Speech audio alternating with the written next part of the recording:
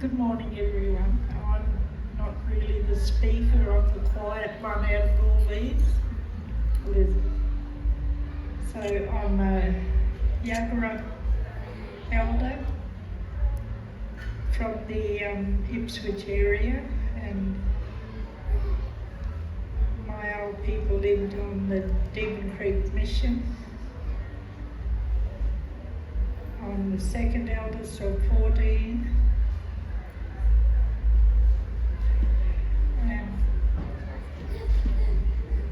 And myself, Mum, we were the last ones to live at the old Devon Creek Mission before they were shifted out to Berger Mission. And I'm not really a speaker because I start crying.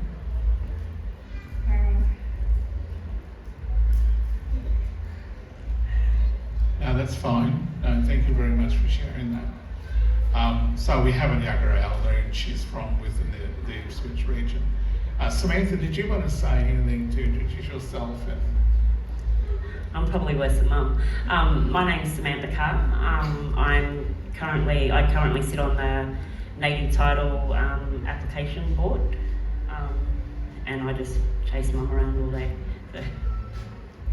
That's wonderful. Okay, so I take it, Jemarah, you chase Mum around. Jemarah, did you want to introduce yourself and tell us a little bit about who you are? Yeah, I'm probably the best out of us three. Okay.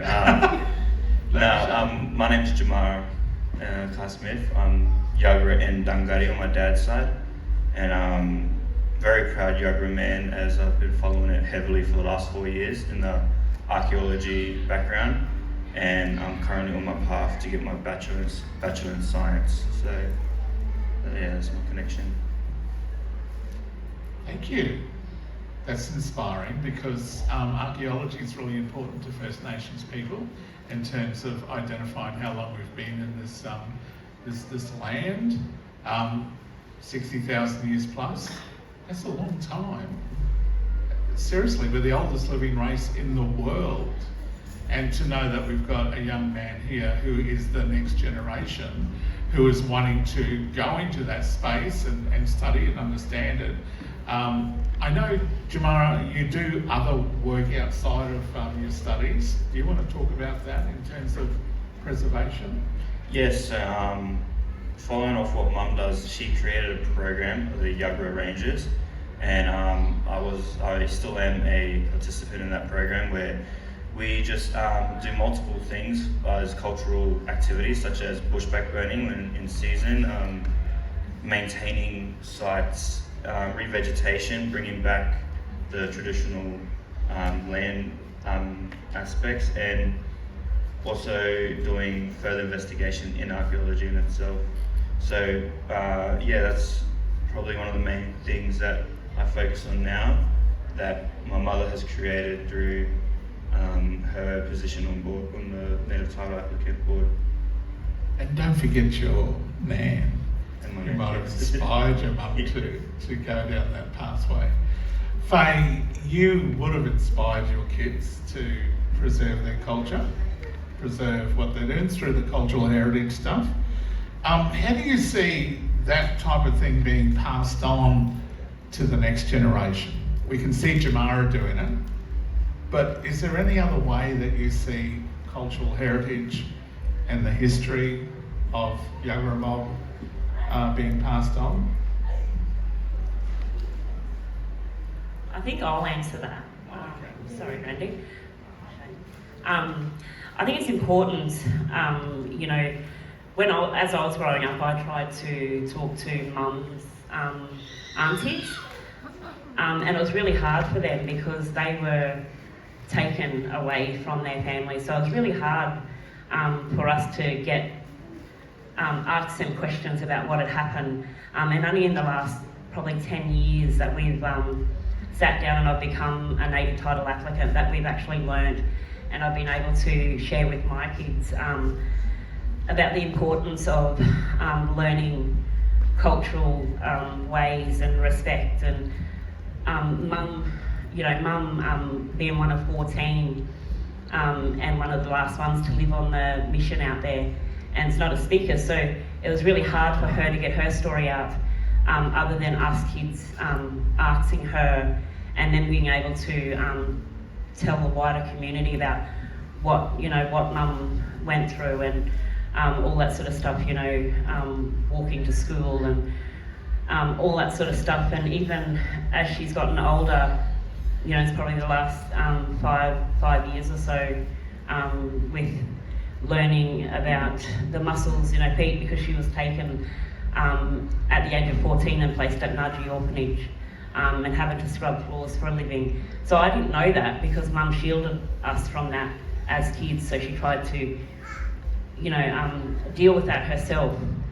So I think it's very important for mum to create her legacy, because there's 102 just of mum's kids and her grandkids and great grannies, and we're lucky that to have kids like Jemarah and another niece that works in the education sector to teach a younger generation how important it is to respect and know the country that you're living on. That's great. Is there any cultural event or activity that may be occurring within the Yuggera region that you can retain that culture in? So it's not done yet, but we have negotiated a cultural centre that will be run on the old mission, where mum was one of the last to live there. So that's really exciting, because we haven't got a place at the moment. We send our guys out to, and it's a hard position, because we don't want to sell off our country, but we know that it has to happen because of population and all this sort of stuff. So it was really hard for mum and I to become involved in the native title. It took us a very, very long time, nearly 30 years. And mum and I were one of the first. Mum stepped back now because it was just too much for her. So just learning, teaching the younger generation to be able to be confident enough, because they go through a lot, going out on site and having to listen to people talk and all that sort of stuff, and know that when we're taking artefacts from country, we have to put them back on country somewhere, that they're not going to be destroyed. So we've actually negotiated a cultural centre that we're going to be managers of, to teach the younger generation, have schools go through there. And I didn't know half of the stuff that Jemarah knows now. He's pulling out back blades out of, and they're not even from here, Bondi heads and stuff like that. So I've been really lucky with Jemarah to have been able to sit with mum and I and my uncle, which is mum's brother, to teach Jemarah, how to go and get a witchetty grub and all that sort of stuff. So we've been really lucky that he's really grounded and know how to listen, and that's all it's about, is listening. We're not connecting to culture enough, and we're not connecting to our own culture.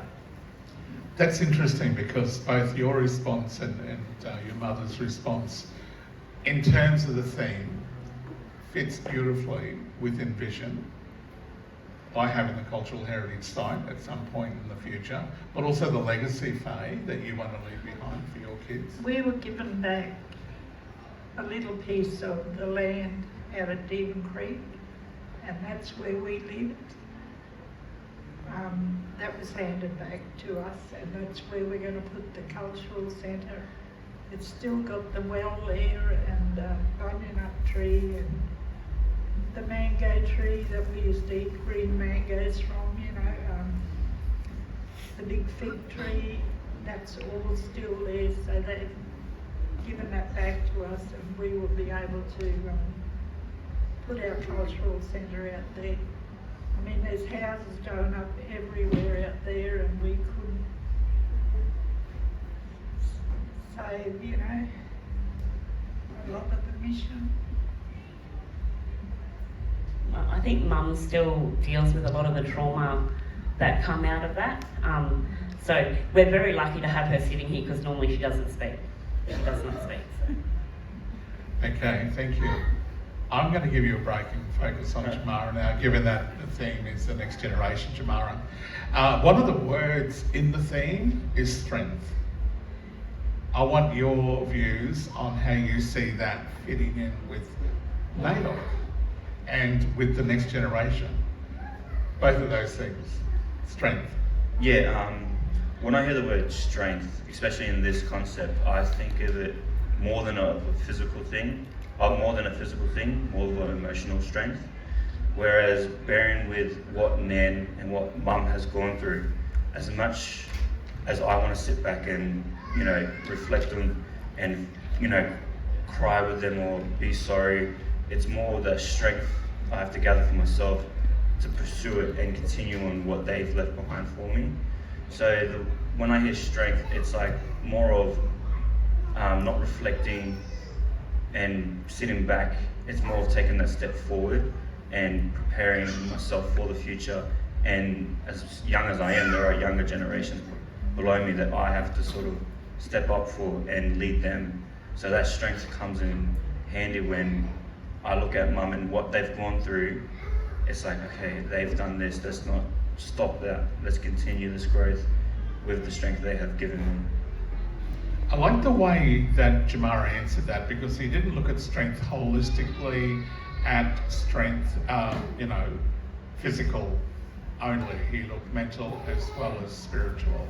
And that's a really nice way to describe it as a young, up-and-coming next generation, that the strength that this theme is pushing is how do we bring forward the stories, the history, the traditions of the past, and maintain that as part of our strength as a First Nations community. Samantha, when I think about this concept of strength, I also think about empowering the next generation. Do you have a view about how you can support young First Nation leaders to empower themselves? I think it's really getting them to know that it's okay to be strong within themselves, and know that it's okay to speak out when they're having problems, and especially teaching the younger ones their culture and where they're actually from, I think is the biggest one for me. Oh, that's good. That's good. So there's this continuous learning, that I see coming from you and your family, which is beautiful. Jemarah, how does that sit with you? How can we learn from the past, from what your Nan and what your Mum, mainly your Nan has endured out at Deaving Creek? How do we learn from the past and maintain that for a stronger future for First Nations people from Yuggera mob? From the Yuggera mob, I find that we don't like separating us and putting us in separate groups. We like to be a whole and one, including the non-Indigenous aspect of things. So for Mum's position, we've stood against and butted head with developers, but we never seen any progress or vision in that. So what we've done is sort of try and include ourselves. And we went from butting heads to down the track, like 10 years later, being able to sit and have a position at the table and have a say in a lot of things, more than what we would ever expect. Like a lot of them, the developers, I lean on them a lot as well, because they've helped us and taught me as well. So a lot of that. What's the question? When you say the developers, what have they taught you? To be patient, because they're coming in and ripping up the land. Randy, there was times where we first started this native title stuff. There was times where we couldn't sit at a table. Seriously, we were out there, we were protesting. We didn't get anywhere other than on the news or, being violent. We'd been in the land courts, we'd been everywhere. And these fellas had that money behind them. So we could either let them go ahead and railroad that whole corridor of the mission, or we could work with these fellas and try and get what we need out of it, to teach, to keep that learning through the cultural centre. You know, a lot of them fellas that brought houses out there, and I'm only talking, this is my experience and mum's, a lot of them fellas out there that lived in and around that area didn't even know there was a mission there, you know. So and we were able to go out there and camp for about 3 months and actually teach these fellas, this is a mission, this is what happened, you know, and they start putting things together and think, well, you know, if we learn about this, learn to respect it, then that country's going to look after them as well. So Jemarah, I was being very smart when I said you've learned from the developers. I think you learned to be patient, and you learned to think smart, and you learned to hold on to the vision of what you wanted for the future. I'm surprised to hear about families not knowing that there was a mission out there. Like, there are a lot of houses. We had the old cemetery out there, and we didn't even know that was a cemetery. We had trail bike riders riding over it, and there's one headstone, and she used to be the teacher at the mission. So now we've got that fenced off. They fenced it off for us, and you know, it's been really hard the last 20 years, you know, trying to save things, and you know, Yeah, that's beautiful.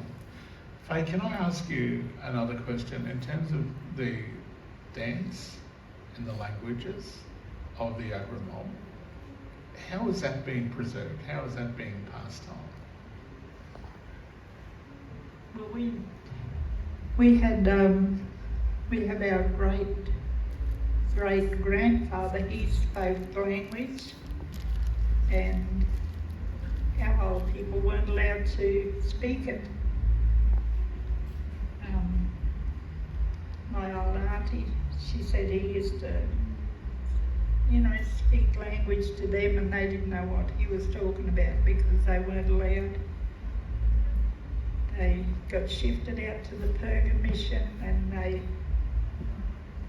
still weren't allowed to learn their language. So it's just the last few years that we've been, well, I'm no good at it, but I can't speak it. I try, but it doesn't sound right. Yeah, but that's a very important point, because the last group that were in here put up a map with language groups across this nation, and it's over 250 that were on the map. But it's a demonstration of those languages that have been preserved by speakers that you've been able to tap in with. And I'm just interested if any of that is being put into schools or within local areas. We do have a family that does the Yuggera language. They're still learning it themselves though. They are in schools. I don't know if, I've been invited to go to them, but I don't know if I want to learn it.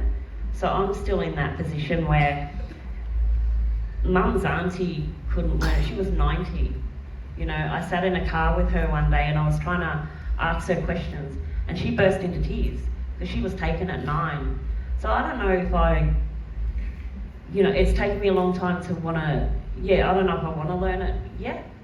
It's healing. Yeah. It's part of the healing process. And at some point, but I mean, what we have, what you just answered is the fact that there is a group within the Yuggera Nation who is preserving language, which is really important. Passing it on to our next generation, as we call it. So we've got a blend of the vision, the legacy, and the strength coming from this panel here. I suppose, Jemarah, you have a lot of weight on your shoulder as the youngest in this group, but do you have a vision for the future as it relates to preserving the language and culture within the Yuggera community or the Yuggera Nation? Yeah, 100%. I got a massive vision. but it's not something that like I'm not gonna try and make it any bigger. I simply just want to teach the younger generation of my little cousins, my little nephews that are coming now, little nieces, like the importance of being proud of Yuggera, and understanding that it's like it's going to be a progress. It's going to be stepping stones into this, and it's going to be heartbreaks. There's going to be joyful moments. Just like simply preparing them. Like I want to be able to have an area where I call home, and that's where our vision at Demon Creek is going to be. You know, my so-called home, where we're going to have this cultural centre and everything. But also to build that connection in myself and learn more. I want to put myself out there and learn more on Yuggera land. As much as I seem to know, I know there's a lot more to discover. So yeah, that's sort of my vision, is just self-teach. I just find it incredible that you're working with archaeologists who can help you read the data so that you can keep track of that, history in your community. I'm also conscious, Faye and Samantha, that like any black fellas, we got things to do. And Auntie Faye had a request put through this morning to head down to the Gold Coast for a similar event. So we have to tie up the panel conversation at this point. But it's been wonderful to listen to the various age groups within the Yuggera community here today to share with us the NAIDOC theme, the next generation, strength, vision and legacy. Can we join me and thanking Nana Faye and all them for coming here today?